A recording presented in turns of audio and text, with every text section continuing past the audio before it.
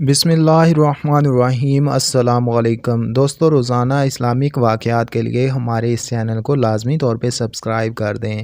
عرب کے ذہین ترین فرد حضرت عمر بن عاص رضی اللہ تعالیٰ عنہ اسلام قبول کرنے کا قصہ بیان کرتے ہیں کہ جب ہم غزوہ خندق سے واپس مکہ مکرمہ آئے تو میں نے قریش کے چند لوگوں کو اکٹھا کیا جو میری رائے کو اہمیت دیا کرتے تھے اور میری بات دھیان سے سنا کرتے تھے۔ جب سرداران قریش میرے پاس جمع ہوئے تو میں ان سے مخاطب ہوا، تمہیں خوب اچھی طرح معلوم ہے اور اللہ کی قسم میں بھی دیکھ کر محمد صلی اللہ علیہ وآلہ وسلم کا دین روز بروز ترقی کر کے ایک باری جمعیت کی شکل اختیار کر چکا ہے جس سے عربوں کے لیے ناممکن نہیں تو دشوار ضرور ہے۔ اس لیے محمد صلی اللہ علیہ وآلہ وسلم اور ان کے لائے ہوئے مذہب کو اگر جلد جڑ سے ختم کرنا ہے تو اس کے لیے کوئی خاطر خواہ اور مؤثر قدم اٹھانا پڑے گا۔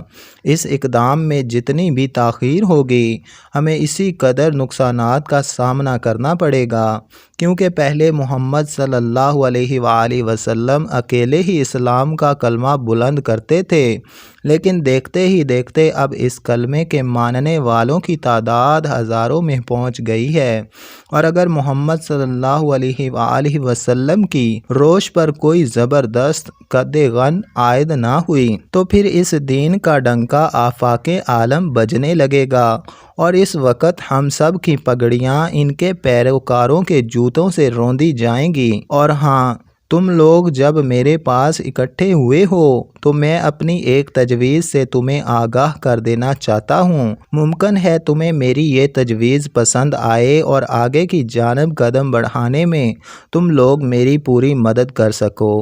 عمر بن عاص رضی اللہ تعالیٰ عنہ کی یہ تقریر سن کر قریش کے چنیدہ لوگوں نے پوچھا، آپ کی کیا رائے ہے اور تجویز ہے؟ عمر بن عاص رضی اللہ تعالیٰ عنہ گویا ہوئے، میری تجویز یہ ہے، ہم لوگ شاہ حبشہ نجاشی کے پاس چلیں اور اس کے پاس کچھ دنوں کے لیے اپنی بود و باش اختیار کر لیں۔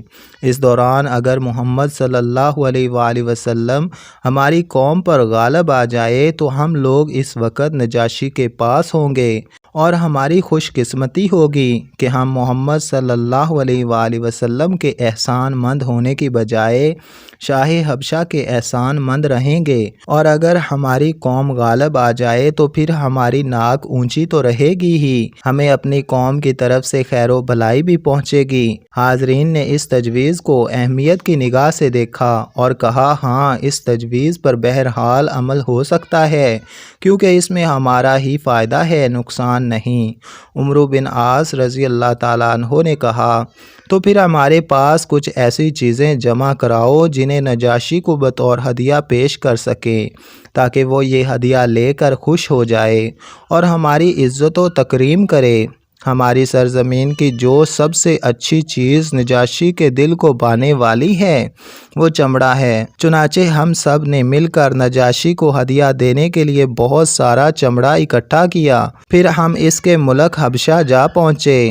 ہم ابھی نجاشی کے دربار کی طرف جا ہی رہے تھے کہ رسول اکرم صلی اللہ علیہ وآلہ وسلم کے ایلچی عمر بن زمری رضی اللہ تعالیٰ عنہ ہمیں نظر آئے، جنہیں رسول اکرم صلی اللہ علیہ وآلہ وسلم نے جعفر بن ابی طالب رضی اللہ تعالیٰ عنہ اور دیگر مہاجرین صحابہ کے بارے میں کچھ کہہ کر نجاشی کی خدمت میں بھیجا تھا۔ عمر بن امیہ زمری رضی اللہ تعالیٰ عنہ نجاشی کے دربار میں داخل ہوئے اور جو کچھ کہنا تھا کہہ سن کر باہر نکل گئے۔ میں نے اپنے دوستوں سے کہا، یہ عمر بن امیہ زمری ہے، میں نجاشی کی خدمت میں پہنچ کر اس سے کہتا ہوں کہ تم اس آدمی کو میرے حوالے کر دو جو اپنا آبائی دین چھوڑ کر بد دین ہو گیا ہے۔ اگر نجاشی میری بات مان لے اور اسے میرے حوالے کر دے تو میں اس کی گردن اڑا دوں گا۔ جب میں یہ کام انجام دے دوں گا تو یقیناً قریش کو بڑی خوشی حاصل ہوگی، اور محمد صلی اللہ علیہ وآلہ وسلم کے ایلچی کے قتل سے وہ ایک قسم کی راحت محسوس کریں گے، اور میں بھی سمجھوں گا کہ میں نے ان کا حق ادا کر دیا ہے۔ میں اپنے ساتھیوں سے یہ کہہ کر نجاشی کے دربار میں گیا۔ دربار داخل ہوتے ہی اس کے سامنے حسب معمول سجدے میں گر گیا۔ نجاشی نے کہا میرے دوست کا آنا مبارک ہو، کیا تم اپنے ملک سے میرے لیے کوئی چیز بطور ہدیہ لائے ہو؟ میں نے کہا ہاں بادشاہ سلامت، میں آپ کے لیے بہت سارا چمڑا بطور ہدیہ لایا ہوں۔ پھر میں نے ہدیہ اس کی خدمت میں پیش کیا، وہ بہت خوش ہوا۔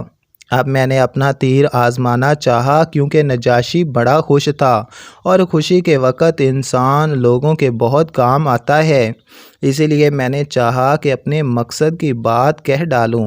چنانچہ میں نے نجاشی سے کہا کہ بادشاہ سلامت، ابھی ابھی میں نے ایک آدمی کو آپ کے پاس سے باہر نکلتے ہوئے دیکھا ہے، ہمارے دشمن کا ایلچی تھا، آپ اسے میرے حوالے کر دیں، اسے قتل کر دوں، کیونکہ اس نے ہمارے اشراف اور بزرگوں کو بہت تکلیف دی ہے۔ یہ سننا تھا کہ نجاشی غصے سے بھڑک اٹھا اور کھینچ کر ایک زوردار تماچا اپنی ہی ناک پر دے مارا۔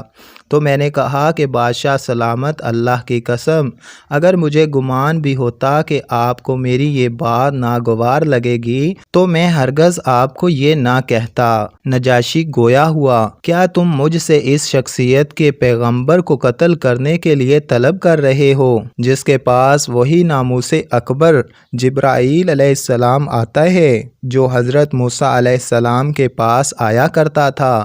میں نے کہا بادشاہ سلامت، کیا یہ محمد صلی اللہ علیہ وآلہ وسلم واقعی حضرت موسیٰ علیہ السلام کی طرح نبی ہیں؟ نجاشی بولا، اے عمرو، تیری بربادی ہو، میری بات مانو اور محمد صلی اللہ علیہ وآلہ وسلم کی پیروی کر لو، کیونکہ اللہ کی قسم وہ نبی برحق ہیں، اور مخالفین پر ضرور ان کو غلبہ حاصل ہوگا، جس طرح کہ حضرت موسیٰ علیہ السلام فرعون اور اس کے لشکر پر غالب آئے تھے۔ میں نے عرض کیا، پھر آپ محمد صلی اللہ علیہ وآلہ وسلم کی جانب سے مجھ سے اسلام پر بیعت لے سکتے ہیں؟ نجاشی نے کہا ہاں ہاں، کیوں نہیں۔ پھر اس نے اپنا ہاتھ پھیلا دیا اور میں نے اس کے ہاتھ میں اسلام کی بیعت کی اور دائرہ اسلام میں داخل ہو گیا۔ سبحان اللہ۔ دوستو، ایسی ہی مزید اچھی ویڈیوز اور اسلامک واقعات کے لیے ہمارے اس چینل کو ضرور سبسکرائب کریں۔